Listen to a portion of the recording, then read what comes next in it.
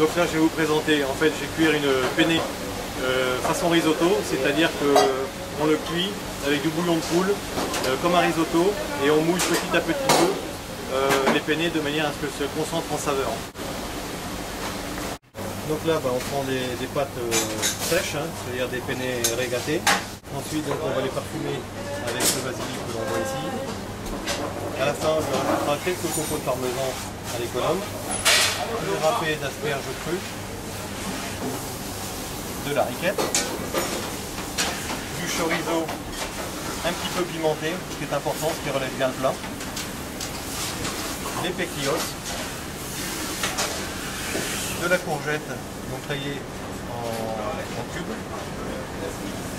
des bonnes olives noires dénoyautées, de la tomate séchée, et des tomates cerises jaunes et rouges pour la couleur. Donc en plus de ça, il nous faut un petit peu d'huile d'olive, du sel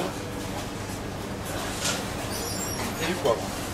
Alors, quelque chose de très important qu'on n'a pas parlé tout à l'heure, c'est un bouillon de poule. On va mouiller les pâtes avec le bouillon de poule. Donc là, je fais revenir les pâtes à l'huile d'olive.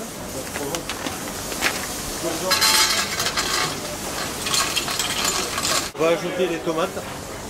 Pourquoi les tomates? Parce que ça rend de l'eau. Au fur et à mesure que cela va cuire, on ajoutera du bouillon.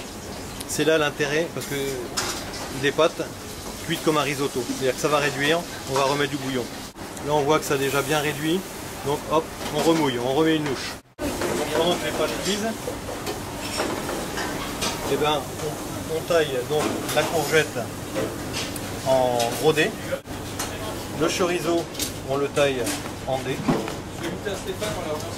Les asperges, donc que l'on taille à cru. On les taille assez finement à cru. Et le basilic que l'on taille une brunoise.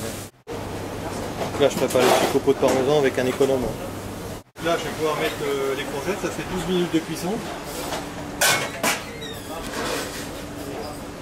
Donc pourquoi les courgettes? Parce que c'est le seul ingrédient vraiment à cuire.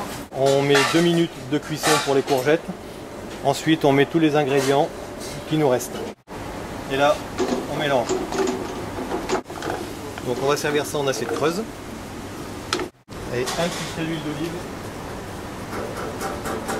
à la fin.